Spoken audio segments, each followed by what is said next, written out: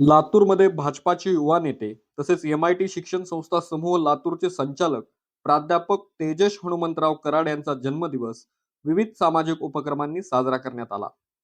त्यांच्या जन्मदिवसाची सुरुवात छत्रपती शिवाजी महाराज यांच्या अश्वारूढ पुतळ्याला अभिवादन करून झाली. यानंतर लोकनेते विलासरावजी देशमुख आणि लोकनेते गोपीनाथरावजी मुंडे यांच्या पुतळ्यांना अभिवादन करण्यात आले.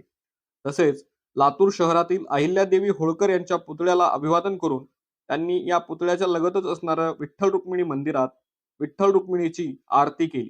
यानंतर लातूरच्या रामबाग परिसरामध्ये गरजू रुग्णांसाठी मोफत आरोग्य शिबिराचे आयोजन त्यांच्या वतीने करण्यात आले होते.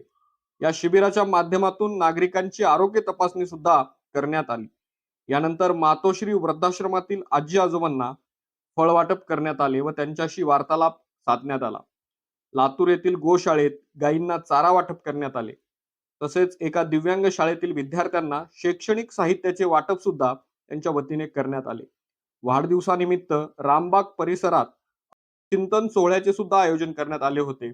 यावेळी प्राध्यापक तेजस कराड यांचा मित्र परिवार, त्यांच्या संस्थेतील कर्मचारी बांधव तसेच परिसरातील विविध गावांमधून आलेले नागरिक मोठ्या संख्येने उपस्थित होते.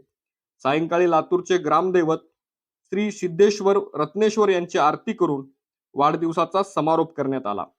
हार तुरे आणि औपचारिक सत्काराला फाटा देत सामाजिक बांधिलकी जपत विविध समाजोपयोगी उपक्रमांनी वाढदिवस साजरा केल्याने प्राध्यापक तेजस कराड यांच्या या उपक्रमाची लातूरसह परिसरात चांगलीच चर्चा रंगली आहे.